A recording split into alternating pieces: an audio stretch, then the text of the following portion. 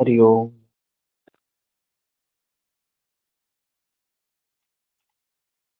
पिछली क्लास में हम लोगों ने देखा कि अर्जुन के द्वारा भगवान श्री कृष्ण से प्रश्न पूछा जाता है। प्रश्न क्या है? पहले ही श्लोक में है। क्यों पूछता है? जो भगवान ने कहा कि निर्धारित कर्म करना है, निश्चित कर्म करना है, नियत कर्म करना है। तो वो कहता है जो निर्धारित कर्म नहीं करते हैं, जो निश्चित कर्म नहीं करते हैं, उन्हें क्या प्राप्त होता है, उनकी गति क्या होती है? सात्विकी या राजसी या तामसी? तो उसके जवाब में भगवान श्री कृष्ण बताते हैं कि निर्धारित क्रिया करना है। भगवान कृष्ण ने शुरू में ही बताया है, निश्चित क्रिया करना है। लेकिन जो व्यक्ति उस निर्धारित क्रिया को छोड़ के और तम क्रियाएं अध्यात्म के नाम पे करते हैं, वो क्या है? अविवेकी है, मूढ़ है। उनकी बुद्धि अनंत शाखाओं वाली होती, इसलिए वे अनंत शाखाओं का विस्तार कर लेते हैं। दिखावटी शोभा युक्त वाणी में उसे व्यक्त करते हैं। उनकी वाणी की छाप जिनके चित्त पर पड़ती है, उनकी भी बुद्धि नष्ट हो जाती। वे कुछ पाते नहीं है उस विधि विधान कर्म कांड पूजा, उन सब चीजों से कुछ मिलता नहीं है। ठीक इसी की पुनरावृत्ति यहाँ पर भी है। शास्त्र विधि विधि उत्सृज्य, शास्त्र विधि को त्याग कर भजते हैं। उनकी श्रद्धा भी तीन प्रकार की होती है। तो बताते हैं, वे जो मनुष्य होते हैं, तीन भागों में उनको डिवाइड किया है भगवान ने। क्या है? सात्विक, राजसिक और तामसिक। तो जो व्यक्ति बाहर बाहर काम कर रहा है, वो अपने वृत्ति के अनुरूप चल रहा है। वृत्ति सारूप्य मित्रत्र, वृत्तियों के अनुरूप बहा जा रहा है। यह पुरुष श्रद्धामय है, तो जिसकी जैसी वृत्ति होती है, वैसी ही उसकी श्रद्धा होती है। और जैसी उसकी श्रद्धा होती है, वह व्यक्ति भी स्वयं में भी वैसा ही होता है।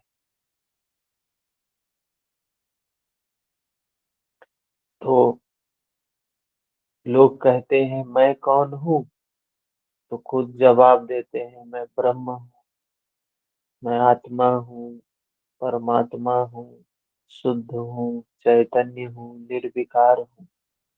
लेकिन भगवान क्या कह रहे हैं कि ये व्यक्ति कैसे हैं? उनकी जैसी श्रद्धा, वैसे ही वो व्यक्ति।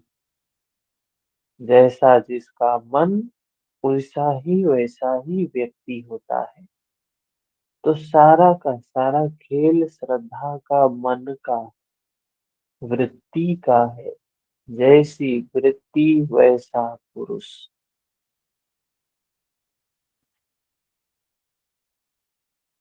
फिर 4 नंबर श्लोक में बताया, उनमें से सात्विक पुरुष देवताओं को पूजते। जो सात्विक श्रद्धा वाले होते हैं, देवताओं की पूजा करते हैं। राजसिक पुरुष यक्ष और राक्षसों को पूजते हैं। तामस पुरुष प्रेत और भूतों को पूजते हैं।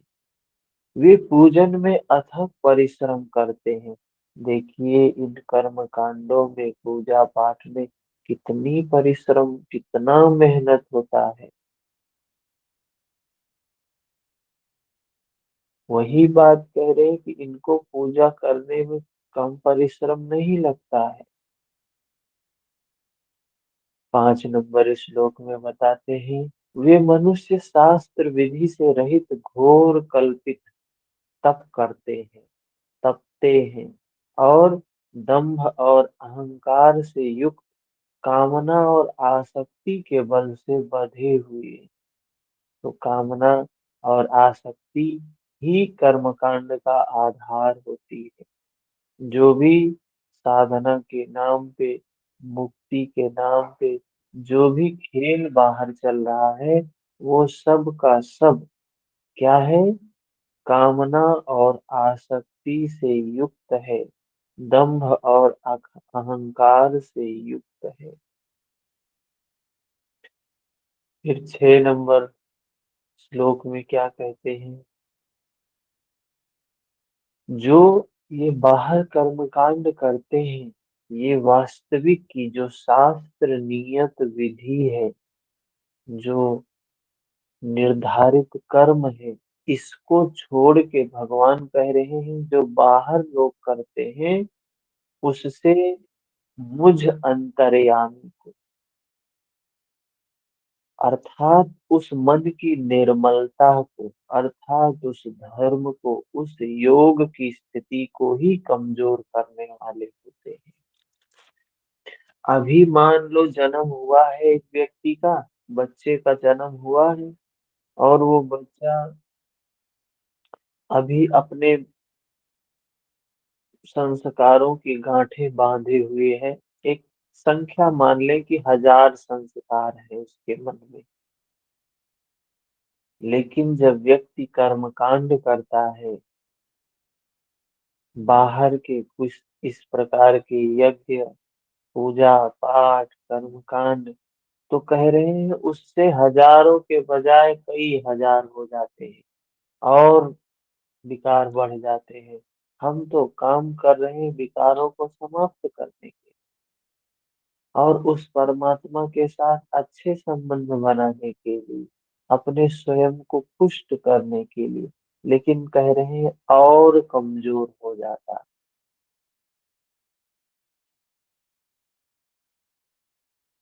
उन अज्ञानियों को निश्चय ही तू असुर जान। तो बता रहे हैं जो जो बाहर इस तरीके से कर्म कांड, पूजा पाठ, अध्यात्म के नाम पर निर्धारित क्रिया को छोड़कर बाकी सब काम कर रहे हैं, उनको तू असुर ही जान। क्या है? माम चैवान्तः शरीरस्थं तान विद्धयासुर निश्चयान। तू उन्हें असुर ही जान, निश्चय ही वो असुर है, वे सब के सब असुर हैं। सोचिए, समाज में तो हम ऐसे लोगों को देवता मानते हैं, भगवान मानते हैं, पूजनीय मानते हैं, और भगवान कह रहे हैं कि जो इस तरीके का काम कर रहे हैं, वो असुर है, निश्चयान असुर है, वो निश्चित रूप से वो लोग असुर है, जो निर्धारित कर्म को छोड़कर, निर्धारित कर्म क्या है?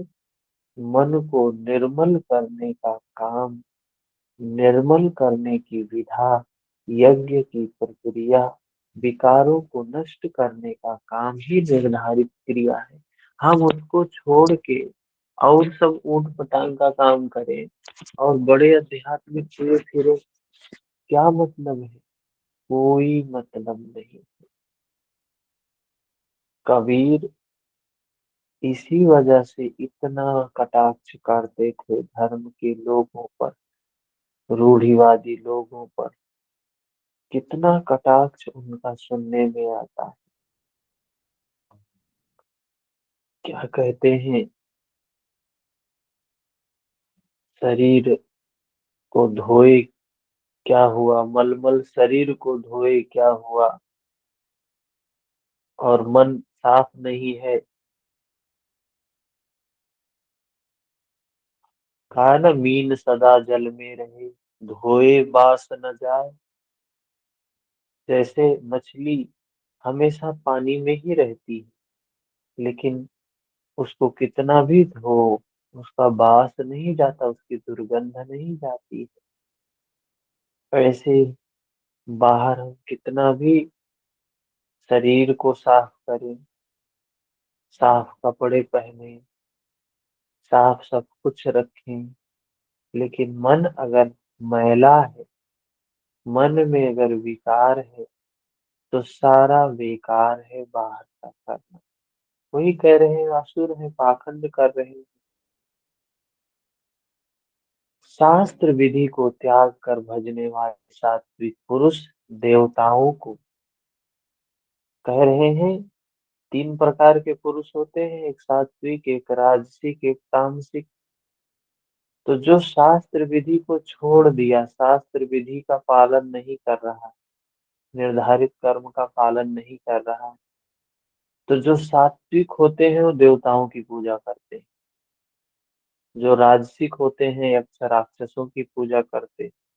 जो तामसिक होते हैं भूत प्रेतों को पूजते हैं। केवल पूजते ही नहीं है, घोर तप करते हैं। किंतु अर्जुन, शरीर रूप से भूतों को और अंतर्यामी रूप से स्थित मुझ परमात्मा को दुर्बल करने वाले, तो बाहर कोई व्यक्ति आप देखते होंगे ना, ये कहते हैं अघोड़ी है। क्या है ये? अघोड़ी। हड्डी वड्डी पहन के गले में घूमते, कंकाल पहन के घूमते, अपने आप को योगी समझते हैं। ये क्या है? ये नागा बाबा। कौन से बाबा है? क्या कर रहे हैं ये? क्यों ऐसी स्थिति में है? सब के सब भगवान कह रहे हैं मुझ पर, मुझ और अंतरात्मा, मुझ परमात्मा को ही दुर्बल करने वाले हैं। ये बाहर जितने कुरीति चल रही है, ये सब के सब रूढ़ियों के शिकार है, कुरीतियों के शिकार है। ऐसी वेशभूषा, ऐसा रहन सहन, ऐसा खान पान क्यों इन्होंने बना लिया है?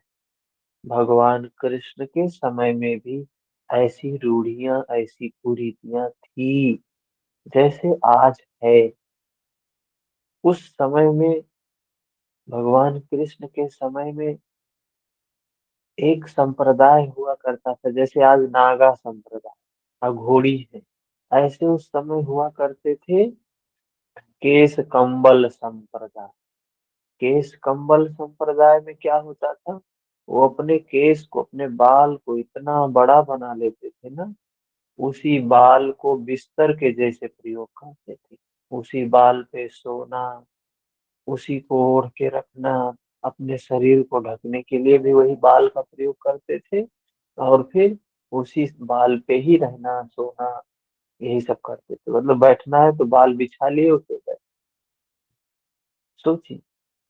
और एक संप्रदाय था कुक्कुट व्रतिक संप्रदाय, कुत्ते की भांति रहना। कुत्ता जैसे रहता है ना, उस भांति रहना, उस भांति खाना, उस भांति चलना। तो ये समाज में ये रूढ़ियां, ये कुरीतियां कहीं न कहीं से हमेशा से व्याप्त रही है। और जो, जिनका अध्यात्म से, निर्धारित कर्म से, मुक्ति से वास्तविक में कोई दूर दराज तक लेना देना नहीं, धर्म के नाम पर ऐसी रूढ़ियां, कुरीतियां शुरू हो जाया करती। भगवान कह रहे हैं इस कुरीतियों के, रूढ़ियों के शिकार मुझसे दूरी पैदा करते हैं और दूरी पैदा करते हैं, नजदीक नहीं आते हैं। उनको तो असुर ही जान, वे एक प्रकार के राक्षस ही है। देवताओं को पूजने वाले भी असुर ही है। कोई व्यक्ति देवता की पूजा करता है तो सोचता है कि हम तो देवता हैं, हम देवता की पूजा कर रहे हैं। नहीं, देवता की पूजा कर रहे हो तो देवता नहीं हो। उनकी पूजा करो, वो भी नश्वर है, क्षणभंगुर है, वो भी नष्ट होने वाले हैं। नश्वर की पूजा कर रहे हो, नश्वर हो, नश्वर की ही प्राप्ति होगी, शाश्वत की प्राप्ति नहीं हो सकती। इससे अधिक कोई क्या कहेगा। अतः जिसके ये सभी अंश मात्र हैं, उन मूल एक परमात्मा का भजन करें, उस नित्य का ही ध्यान करें, जो शाश्वत है, जो सनातन है, जो नित्य है, जो धर्म है। इसी पर योगेश्वर श्री कृष्ण ने बार बार बल दिया है। वही करना है जो निर्धारित कर्म है, जो भगवत गीता में बताया गया, जो शिव संहिता में बताया गया, जो योग सूत्र में बताया गया, जो भगवान बुद्ध ने बताया, जो महावीर ने बताया, जो सारे संतों ने बताया, हमें काम वो करना चाहिए जो सबने बताया है। हम काम वो करते हैं जो किसी ने नहीं बताया। जो काम करते हैं रेफरेंस कहाँ है? तो कहेंगे यज्ञ करने के लिए तो बोला है भगवान कृष्ण ने। और क्या करेंगे? यज्ञ के नाम पे यज्ञ एक शब्द दिखाएंगे, देखो ये यज्ञ का वर्णन किया है कि नहीं किया है? क्या यज्ञ बाहर की वस्तुओं को लाके करना है? बाहर की चीजों को बटोर के यज्ञ करना है? कौन समझाए? उनकी वृत्ति वैसी है, इसलिए वो उस अनुरूप चल रहे हैं। तो सारा खेल वृत्तियों का है। फिर 7 नंबर श्लोक में भगवान समझाते हैं, आहार त्वपि सर्वस्य त्रिविधो भवति प्रियः। यज्ञस्तपस्तथा दानम् तेषां भेदमिमं शृणु। अर्जुन, जैसे श्रद्धा 3 प्रकार की होती है, वैसे ही सबको अपनी अपनी प्रकृति के अनुसार भोजन भी 3 प्रकार का प्रिय होता है। कह रहे हैं जैसी श्रद्धा होती है 3 प्रकार की, वैसे ही 3 प्रकार का भोजन भी तीनों लोगों को प्रिय होता है। वैसे ही यज्ञ, तप, दान भी तीन तीन प्रकार का होता है। कोई कहे कि यज्ञ अच्छा है, यज्ञ करना तो अच्छा है, तप करना तो अच्छा है, दान देना तो अच्छा है। हाँ अच्छा है, लेकिन जो सात्विक व्यक्ति होगा वो सात्विक दान देगा, जो तामसिक व्यक्ति होगा तामसिक दान देगा, जो राजसिक व्यक्ति होगा राजसिक दान देगा, राजसिक तप करेगा, यज्ञ करेगा। तो ये भेद क्यों है? भेद गुणों के कारण है, विवेक के कारण है। उनके भेद को तुम मुझसे सुन। पहले प्रस्तुत है आहार में भेद के बारे में बता रहे। ये भेद क्यों है? भगवान कह रहे मैं बताता हूँ क्यों। और ये भेद कैसे है? आहार में है भेद। तीनों गुणों के आधार पे 3 प्रकार के आहार हैं। तीनों गुणों के आधार पे 3 प्रकार के यज्ञ हैं। तीनों गुणों के आधार पे 3 प्रकार के कर्म हैं, तप है, दान है। तीन तीन प्रकार के हैं। तो आहार बता रहे हैं, सात्विक आहार कैसा होता है? सात्विक जो पुरुष होता है, हम सभी तीनों गुणों के ही अधीन है। सबके सब तीनों गुणों के अधीन है। किसी को कुछ आहार प्रिय होता है, किसी को कुछ आहार प्रिय होता है। तो ये सब खेल तो सारा गुणों का है, क्योंकि अभी हम गुणातीत अवस्था में नहीं गए। तो 3 गुण में सत्व गुण के बारे में बताते हैं। आयु सत्व बल आरोग्य सुख प्रीति विवर्धना।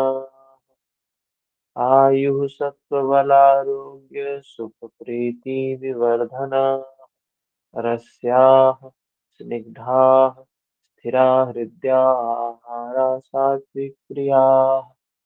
भगवान श्री कृष्ण कह रहे हैं, आयु, आयु को बढ़ाने वाला, बुद्धि को बढ़ाने वाला, बल को बढ़ाने वाला और आरोग्य देने वाला।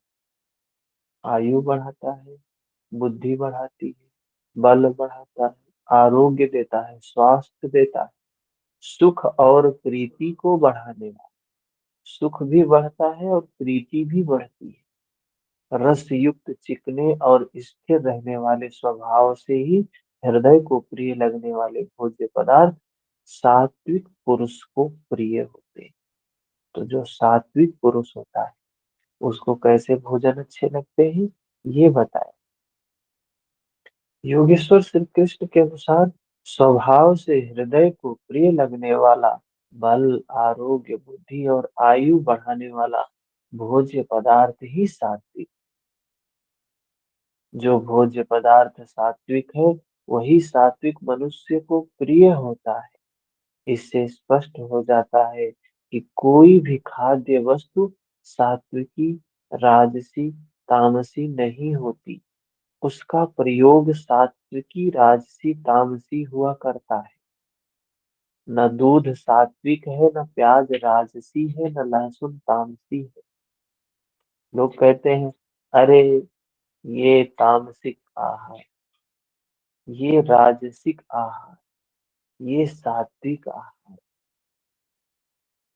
किसी को ये तो नहीं बताया, कोई नाम तो नहीं बताया यहाँ पे भगवान कृष्ण ने कि ये राजसिक आहार, ये तामसिक आहार है, ये सात्विक आहार।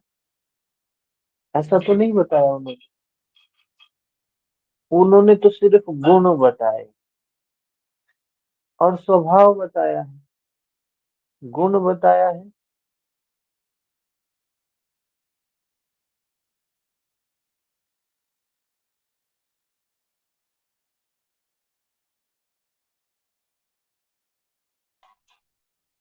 तो ये तो हम डिसाइड करते हैं ना। हम क्या कहते हैं, अरे भाई हम ये नहीं खाते हैं, ये तामसिक है। किसने बताया तामसिक है? आपने, आपकी वृत्ति ने बताया तामसिक है। आपकी वृत्ति ने बताया अच्छा है। आपकी वृत्ति ने बताया बुरा है। भगवान ने तो नहीं बताया उसको। सात्विक आहार क्या है? जो आयु को बढ़ाता है, बुद्धि को बढ़ाता है, बल को बढ़ाता है, आरोग्य देता है, स्वास्थ्य देता है, सुख देता है और प्रीति देता है। रस युक्त, चिकने, स्थिर रहने वाले, स्वभाव से हृदय को प्रिय लगने वाले सात्विक आहार है। तो योगेश्वर श्री कृष्ण ने स्वभाव से हृदय को प्रिय लगने वाला, बल, आरोग्य, बुद्धि और आयु को बढ़ाने वाला भोज्य पदार्थ ही सात्विक कहा है। जो भोज्य पदार्थ सात्विक है वही सात्विक पुरुष को प्रिय होता है। इससे स्पष्ट हो जाता है कि कोई भी खाद्य वस्तु सात्विक, राजसिक, तामसिक नहीं होती है। उसका प्रयोग सात्विक होता है, राजसिक होता है, तामसिक होता है। न दूध सात्विक है, न प्याज राजसिक है, न लहसुन तामसिक है। जहां तक बल, बुद्धि, आरोग्य और हृदय को प्रिय लगने का प्रश्न है, तो विश्व भर में मनुष्यों को अपनी अपनी प्रकृति, अपने अपने वातावरण, अपनी अपनी परिस्थितियों के अनुकूल विभिन्न खाद्य सामग्रियां प्रिय होती। जैसे बंगाली है, मद्रासी है, उनको चावल प्रिय होता है। पंजाबी है, उनको रोटी प्रिय होता है।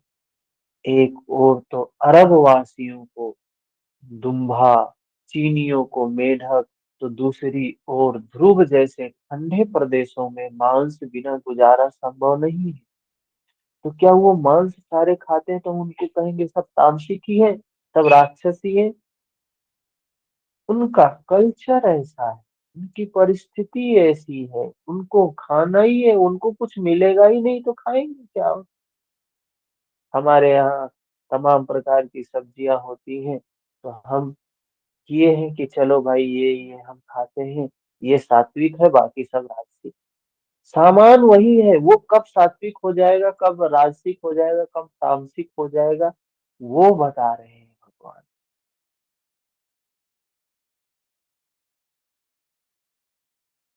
रूस और मंगोलिया के आदिवासी खाद्य में घोड़े इस्तेमाल करते। यूरोप वासी गाय, सुअर दोनों खाते हैं। फिर भी विद्या, बुद्धि, विकास और उन्नति में अमेरिका और यूरोप वासी प्रथम श्रेणी में गिने जा रहे हैं। गीता के अनुसार रस युक्त, चिकना और स्थिर रहने वाला भोज्य पदार्थ सात्विक है। लंबी आयु, अनुकूल, बल, बुद्धि बढ़ाने वाला आरोग्यवर्धक पदार्थ सात्विक है। स्वभाव से हृदय को प्रिय लगने वाला भोज्य पदार्थ सात्विक है, अतः कहीं किसी खाद्य पदार्थ को घटाना बढ़ाना नहीं है। परिस्थिति, परिवेश, देश काल के अनुसार जो भोज्य पदार्थ वस्तु स्वभाव से प्रिय लगे और जीवन शक्ति प्रदान करे वही सात्विकी है। वस्तु सात्विकी राजसी तामसी नहीं होती है, उसका प्रयोग सात्विकी राजसी तामसी होता है। अब जो बंगाल के लोग होते हैं, बिना मछली के नहीं रह सकते हैं, उनको रोज भोजन में मछली चाहिए ही चाहिए। हमारे यहाँ मछली कितने लोग नहीं खाते हैं, मछली से द्वेष, अरे अरे मछली नहीं, दुर्गंध आती है। अगला आदमी को प्रिय लगता है, उसके लिए सात्विक है, लेकिन आपके लिए सात्विक नहीं है वो। ये भी व्यक्ति व्यक्ति पर निर्भर करता है। और हम बड़े ज्ञानी हो जाते हैं, उपदेश देने लगते हैं, मछली नहीं खाना चाहिए, ये नहीं करना चाहिए, ये नहीं करना चाहिए। अरे उसको प्रिय लग रहा है तो वो खा रहा है, जिस दिन उसको प्रिय नहीं लगेगा उस दिन छोड़ देगा। तो सारी चीजें देश काल परिस्थिति पर निर्भर करती। लेकिन हम क्या करते हैं, हम तो बड़े ज्ञानी, हम दूसरों को उपदेश देने लगते हैं, अपनी चीजें दूसरों के ऊपर थोपने लगते हैं। क्यों थोपते हैं हम दूसरों को? धर्म स्वयं के लिए होता है, दूसरों के लिए सिर्फ उपदेश देने की बात नहीं है। गीता सही मायने में समझ में आ जाएगी तो कभी दूसरे को नहीं कहेंगे ये नहीं खाना चाहिए, ये नहीं करना चाहिए, नहीं करना चाहिए।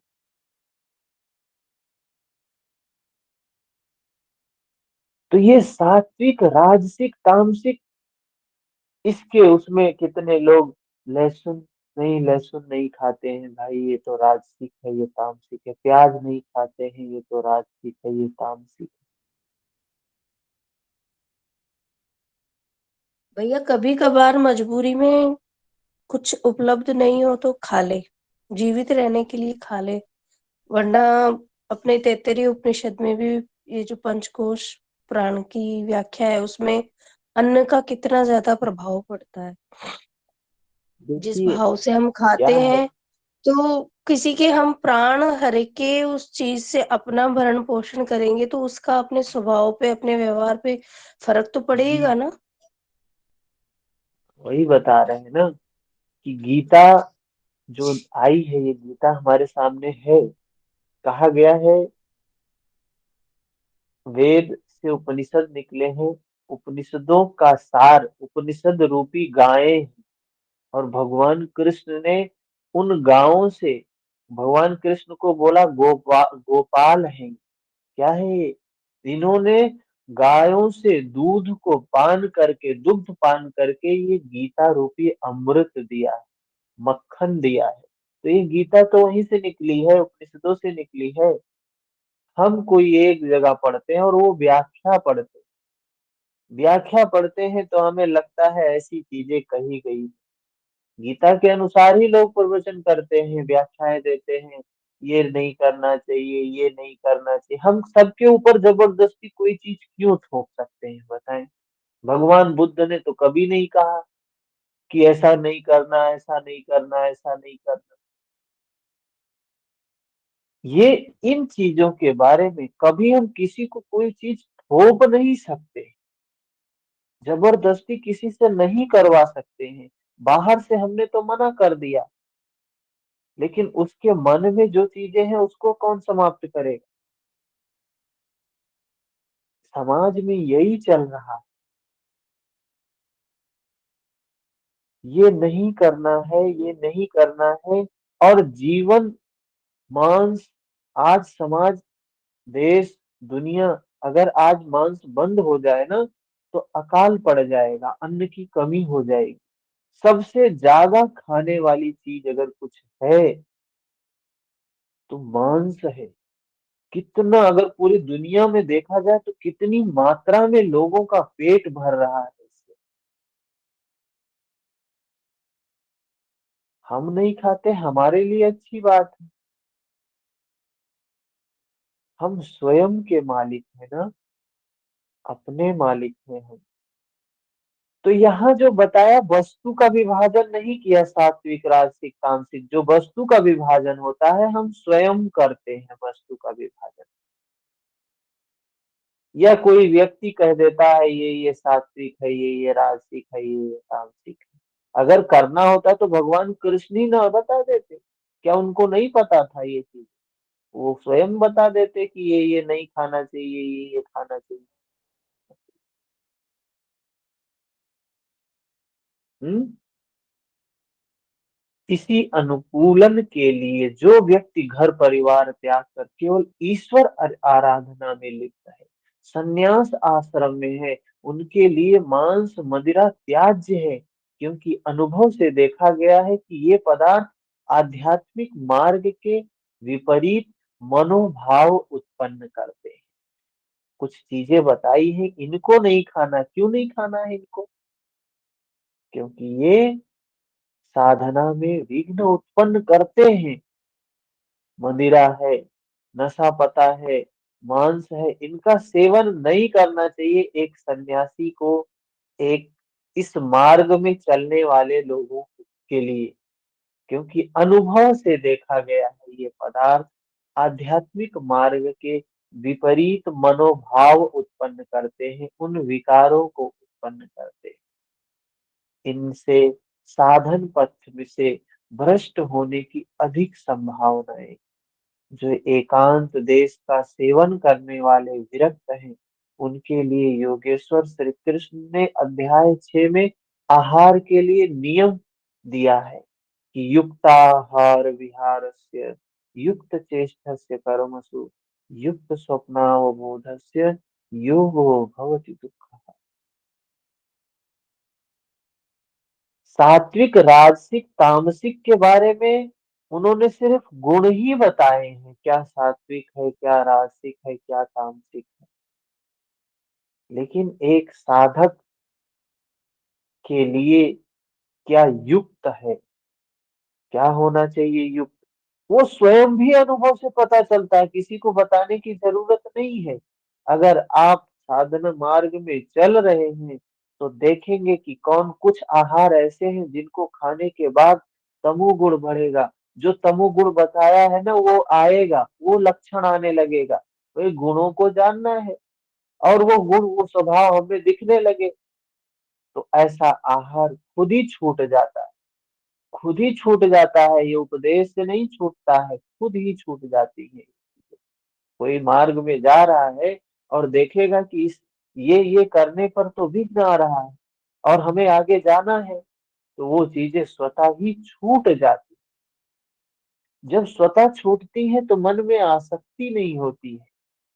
जबरदस्ती छुड़वाना, मन में कामनाएं होती है, मन में आसक्ति होती है। निरोध नहीं हुआ, दमन हुआ है। तो दमन खतरनाक होता है। जैसे क्या, वो स्लीपिंग वाल्व्स का काम करते हैं। सोए सो अंदर चले जाते हैं, लेकिन बाद में और मजबूती के साथ जब शरीर कमजोर होता है ना, तो वो चीजें और मजबूती के साथ। एक दिन मैं बता रहा था कि व्यक्ति किसी परिस्थितियों के कारण, समाज में ऐसी नियम ऐसे कुछ हैं इनके कारण चीजों को छोड़ दिया या नहीं खाया कभी, नहीं किया कभी। तो जब शरीर कमजोर होता है तो वो चीजें, वो संस्कार फिर मजबूत होके उभरते हैं और वो संस्कार उस समय इतने प्रबल होते हैं कि ऐसे ऐसे कृत्य करवा देते हैं कि पूरा जीवन का किया कराया सब समाप्त हो जाता है। तो स्वतः होने वाली चीजें हैं, इसलिए भगवान ने उनको ये नहीं कहा ये क्या है, ये क्या है। गुण ही बताए हैं, सारी चीजों के सिर्फ गुण ही भगवान ने बताया। जो भजन में साधना में सहायक है उतना ही आहार ग्रहण करना चाहिए। और वो आहार एक व्यक्ति का स्वयं का हो सकता है हमारे लिए 2 रोटी युक्त हो, किसी के लिए 4 रोटी युक्त हो, किसी के लिए 1 रोटी युक्त हो, किसी के लिए आधी रोटी युक्त हो। तो वो व्यक्ति व्यक्ति पर निर्भर करता है कि उसकी युक्तता क्या है। हम सबके लिए पैमाना नहीं बना सकते हैं, 2 रोटी खाना ही युक्त है, 4 जो खाएगा वो ज्यादा खाएगा। हाँ? ऐसा पैमाना नहीं दिया भगवान ने। हर व्यक्ति अलग अलग एंटिटी है, हर व्यक्ति की अलग अलग क्वालिटी है, हर व्यक्ति की अलग अलग जरूरत है, मना स्थिति है। तो सबको अलग अलग, और वो स्वयं के आधार।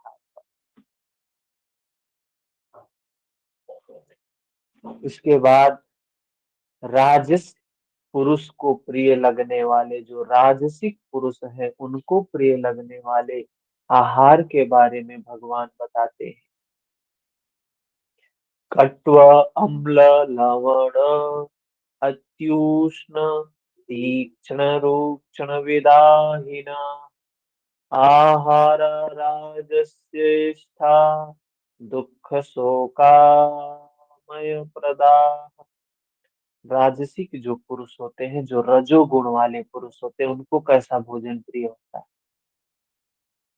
कह रहे खट्टा, कड़वा, नमकीन, एकदम गरम, तीखा, रूखा, जलाने वाला, दाह कारक। मतलब ऐसा खाएंगे, ऐसा एकदम शरीर पूरा वो हो जाए।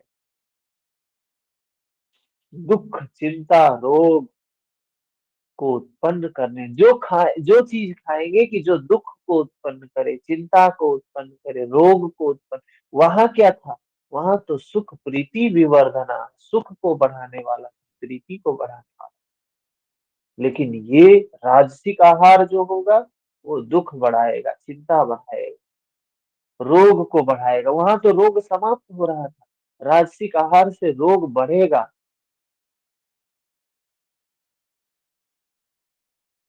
तो क्या कहा?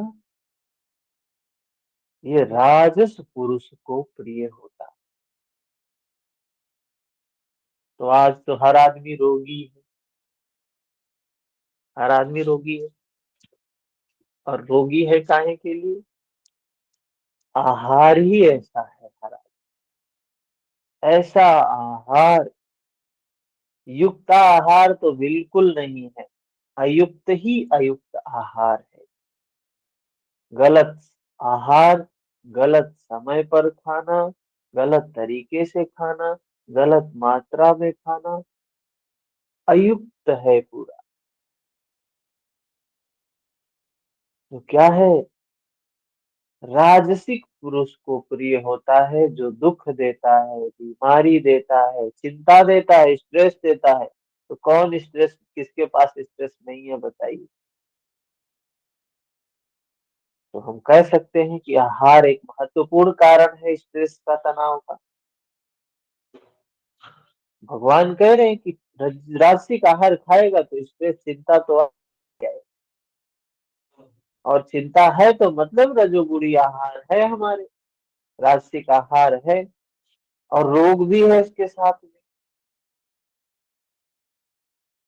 दुख भी है उसके साथ में। रोग क्या है? दुख ही तो रोग है, सबसे बड़ा रोग तो यही है कि दुख है। दुख अपने आप में ही एक रोग है। तो ये राजसिक आहार जो इस प्रकृति के होते हैं, इन्हें नहीं सेवन करना चाहिए। किस नहीं करना चाहिए ऐसा नहीं कह रहे हैं, ये राजसिक पुरुष को प्रिय होते हैं। मतलब हम अपने आप को एनालिसिस कर सकते हैं। अगर हम कहेंगे नहीं करना चाहिए तो गलत हो गया है। नहीं करना चाहिए क्यों? क्योंकि राजसिक तो प्रिय है, राजसिक पुरुष को तो अच्छा लगता है। उन्होंने बताया कि रजोगुणी व्यक्ति है, तमोगुणी है या सत्वगुणी है, वो अपने आहार से अपने आप को एग्जामिन कर सकता है। हम कैसा आहार खा रहे हैं, किस क्वालिटी का आहार लेना मुझे अच्छा लगता है, अपने आहार से स्वयं को जान ले कि क्योंकि ये अध्यात्म का मार्ग ही है, हर समय अपने आप का मूल्यांकन करना, अपने आप को एग्जामिन करना। हम अध्यात्म में स्वयं का ही एनालिसिस करते हैं। भौतिकता में हम दूसरों का एनालिसिस करते हैं। देखो ये कैसे चलता है, कैसे बैठता है, कैसे खाता है, कैसे कपड़े पहनता है, क्या करता है, कैसे बोलता है। हम दूसरे को ही देखते रहते हैं, दूसरे को ही देखते रहते हैं। लेकिन अध्यात्म के मार्ग में दूसरे से कोई लेना देना नहीं होता है। हर क्षण हम स्वयं का मूल्यांकन, स्वयं का मूल्यांकन करते हैं। तो इस स्वयं के मूल्यांकन में भगवान ने एक मदद किया है, बता दिया आहार। हमारा जैसा आहार होता है वैसे ही हमारा व्यवहार होता है, वैसे ही हमारा आचरण होता है। तो हमको कैसा आहार प्रिय हम खुद देख के अपने आप को जान सकते हैं। जैसे व्यक्ति पूछता है हम कैसे जाने कि हम किस गुण के हैं, या बहुत से व्यक्ति होते हैं आते हैं डॉक्टर्स के पास कि हम हमारी प्रकृति क्या है, वात है, पित्त है, कफ है। तो डॉक्टर्स कुछ क्वेश्चन बनाए होते हैं और उसको भरने के लिए दे देते हैं।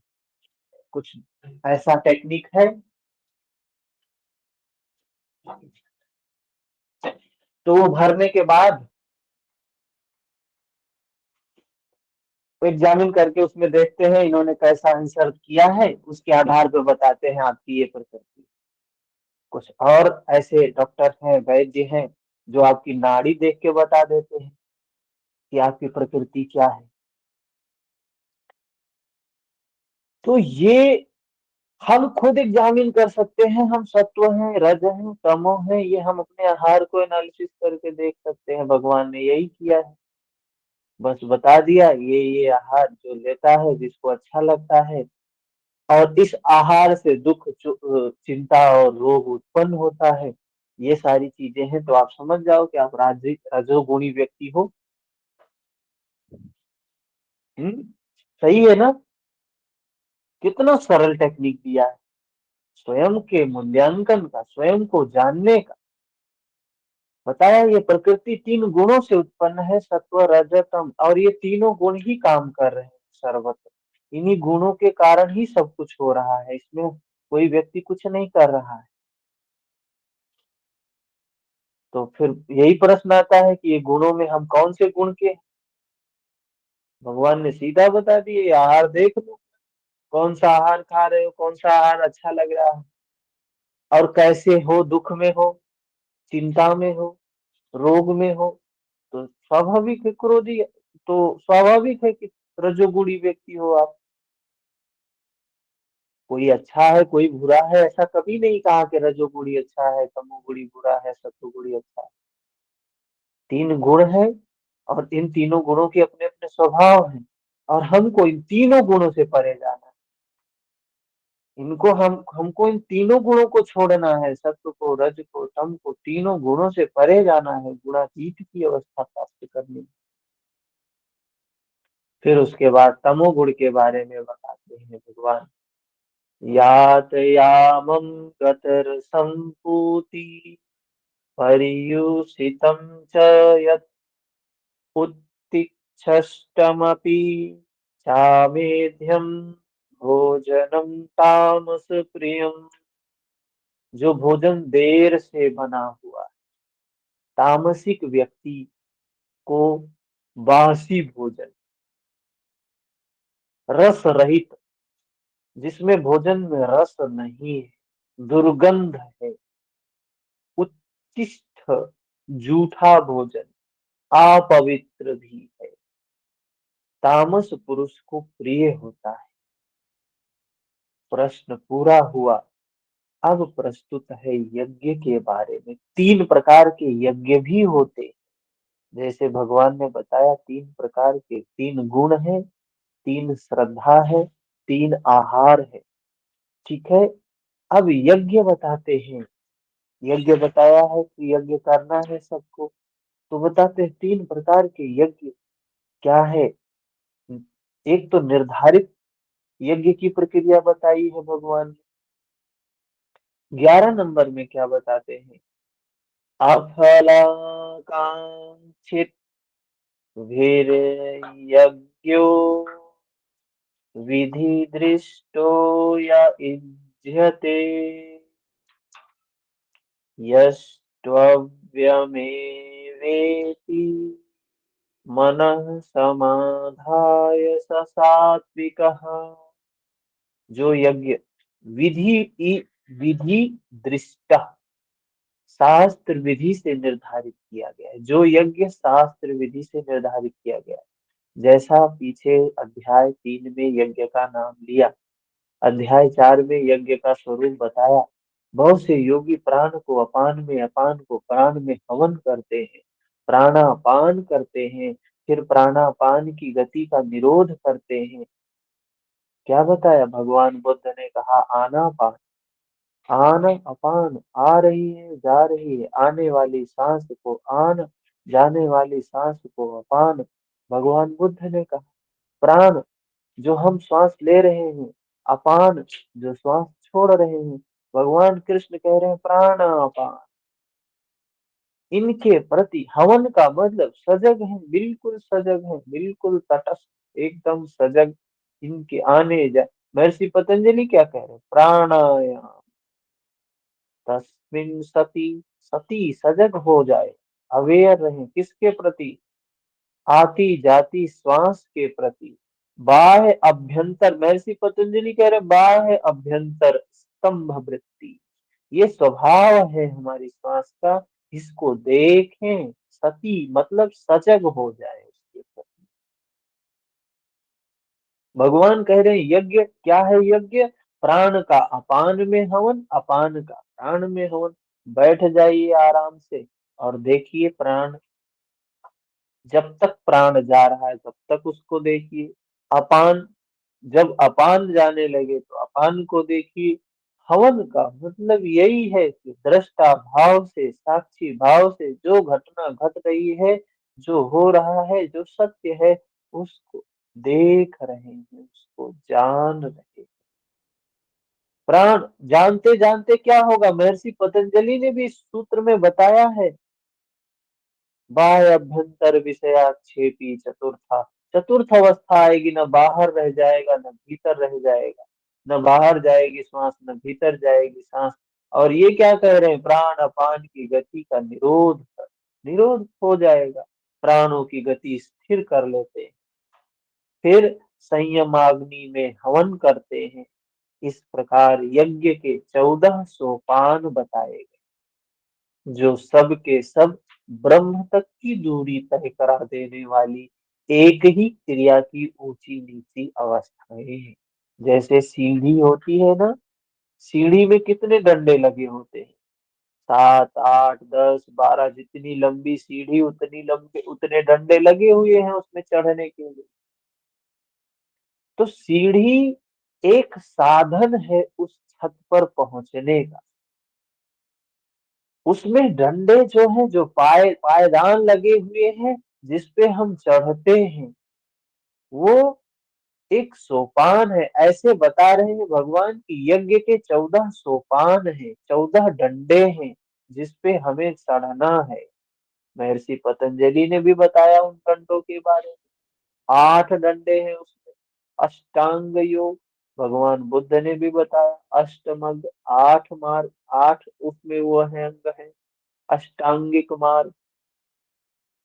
हम्म? तो ये सब के सब उस दूरी को तय करा देने वाली एक ही क्रिया, एक ही क्रिया का नाम है। ठीक है, संक्षेप में यज्ञ चिंतन की प्रक्रिया का चित्रण है, जिसका परिणाम सनातन ब्रह्म में प्रवेश है, जिसका विधान इस शास्त्र में किया गया।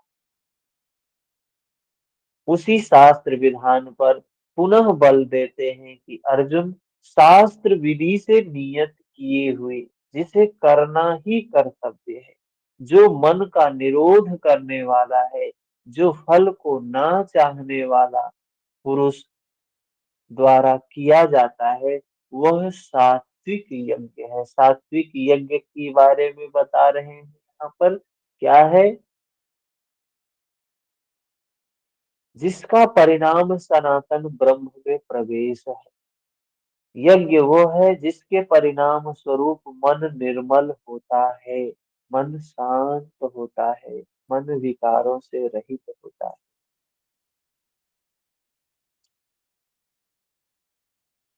जिसका विधान शास्त्र में किया गया। क्या होता है? जो ब्रह्म में प्रवेश दिलाता, ब्रह्म की अवस्था निर्मलता की अवस्था, समता की अवस्था है। उसी शास्त्र नियत विधान पर बल देते हैं अर्जुन। शास्त्र विधि से नियत किए हुए जिसे करना ही कर्तव्य है, जिसके लिए जन्म मिला है। ये जन्म जिसके लिए मिला है, किस लिए जन्म मिला है?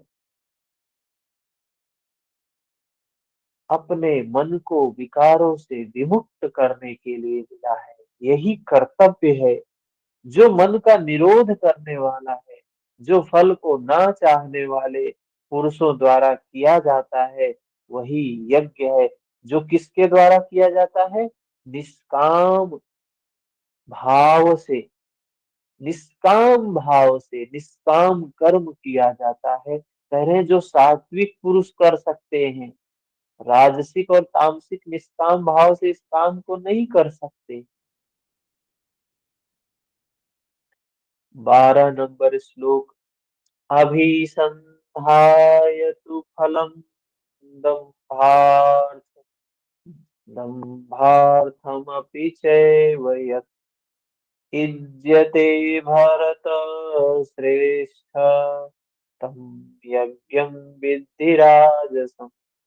हे अर्जुन, जो यज्ञ केवल दंभाचरण के लिए ही हो, जो यज्ञ केवल दंभाचरण के लिए ही हो, फल को उद्देश्य बनाकर किया जाए, उसे राजस यज्ञ कहते हैं। तो जो बाहर बाहर यज्ञ चल रहा है कह सकते हैं कि राजसिक यज्ञ ही है। यह कर्ता यज्ञ की विधि जानता है किंतु दंभाचरण या फल के उद्देश्य बनाकर करता है कि अमुक वस्तु मिलेगी, कि तथा लोग देखें कि यज्ञ करता है, प्रशंसा करेंगे। ऐसा यज्ञ करता वस्तुतः राजसी है। तो हम कह सकते हैं जो बाहर यज्ञ चलता है, यज्ञ के नाम पे कर्मकांड चलता है, वो रजोगुण गुणी व्यक्तियों के द्वारा इस प्रकार के काम किए जाते हैं। लेकिन हम उनको सोचते हैं ये लोग सात्विक हैं, जो बाहर बाहर से अच्छे वेशभूषा भाषा वाले दिखाई देते हैं। हमें लगता है ये सब सात्विक लोग। सात्विक नहीं है। तामस के बारे में बताते हैं, वो राजसी या तामसी में है। तामस के बारे में देखिए यज्ञ का स्वरूप भगवान बताते हैं। विधिहीनम अश्रिष्टान्नम मंत्रहीनम अदक्षिणम श्रद्धा विरहितम यज्ञम तामसम परिचक्षते। जो यज्ञ शास्त्र विधि से रहित है, शास्त्र विधित मतलब भगवान ने जो बताया इस ठीक है, कोई मतलब नहीं है, वही बाहर का काम कर रहे हैं। जो अन्न परमात्मा की सृष्टि कर सकने में असमर्थ है, मन के अंतराल में निरुद्ध करने की क्षमता से रहित है, दक्षिणा अर्थात सर्वस्व के समर्पण से रहित है, जो श्रद्धा रहित है, ऐसा यज्ञ तामस यज्ञ कहा जाता है। ऐसा पुरुष वास्तविक यज्ञ को नहीं जानता। अब प्रस्तुत है तप के बारे। ऐसे तप के भी 3 प्रकार बताते हैं। 3 प्रकार के तप भी होते हैं, सात्विक तप, राजसिक तप, तामसिक तप। कितने बढ़िया तरीके से भगवान एक एक बात समझा रहे हैं। और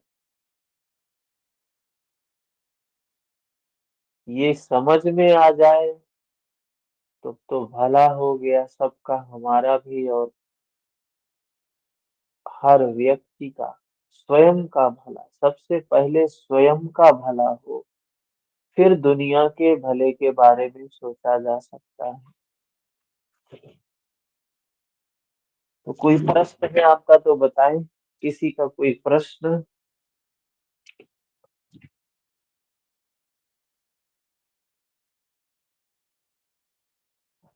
किसी का कोई प्रश्न?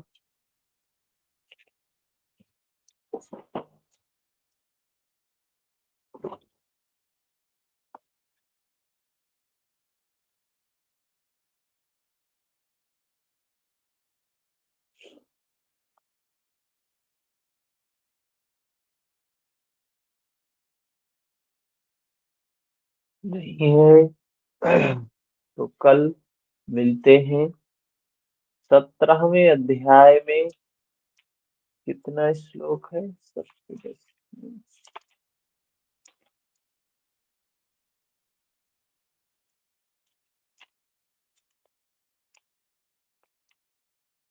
28 श्लोक। ठीक है। बात तो सब की सब साधना से संबंधित है, साधना के लिए ही है। और साधना है अपने आप को जांचना, अपने आप को जानना, सच्चाई को जानना। तो उस सच्चाई का ही वर्णन कर रहे हैं, जिसको हम यथाभूत रूप में देख सके। कुछ अच्छा नहीं होता है, कुछ बुरा नहीं होता है इस जगत में। ठीक है ना? जितने 3 गुण हैं, तो हम तामसिक है मतलब बुरे हैं, ऐसी बात नहीं। हम राजसिक है मतलब बुरे हैं, ऐसी बात नहीं। हम सात्विक हैं, अच्छे हैं, ऐसी बात ही नहीं। हम जो है उसको जाने, हमारा काम यही करना है। क्या कहा भगवान ने? विमूढ़ा नानुपश्यन्ति पश्यन्ति ज्ञान चक्षुषः। वो ज्ञान हमें होना है। हम उसको देख ले कि हम क्या है अभी। सच्चाई यही है इस क्षण की, मैं ये हूँ।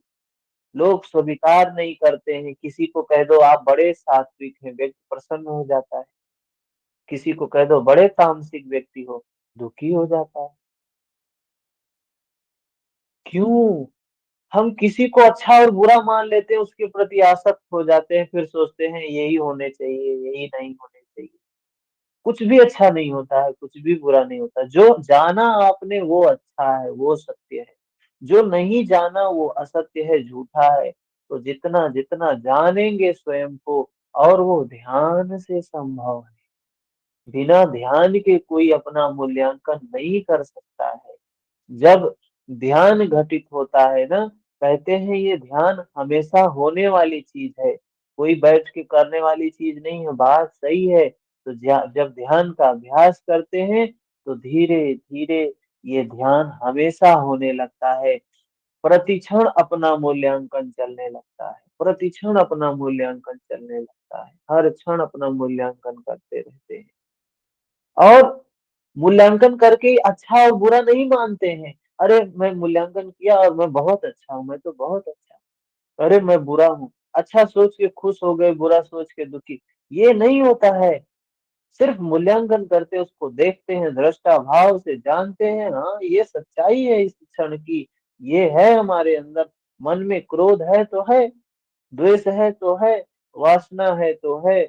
इस सच्चाई को जानना ही कल्याण का कारण, मुक्ति का साधन है। सिर्फ जान लेना, ज्ञान चक्षुषा, जिसने उसको देख लिया। और ज्ञान वही है जो अनुभूति पर वेदनाओं के आधार पे आए।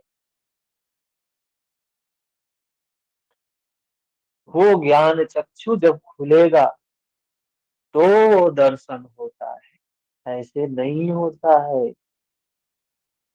ज्ञान चक्षु, वो प्रज्ञा चक्षु जब प्राप्त होता है, जो अर्जुन को प्राप्त हुआ, जो संजय को प्राप्त था, हम सबको प्राप्त हो सकता है। बहुत कठिन नहीं है, सरल है। तो जब वो चक्षु प्राप्त होगा ना, तो देखेंगे कोई अप्रिय घटना चलेगी, कोई अप्रिय स्थिति आपके सामने होगी, तो आपके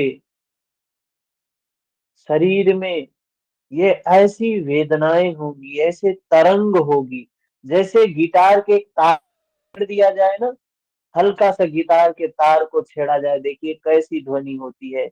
वैसी ही तरंग पूरे शरीर में, तो आपको दिखाई देगी कि कुछ बाहर घटना घटी और ये तरंग पूरे शरीर में चलने लगती है। हम नहीं जानते हैं,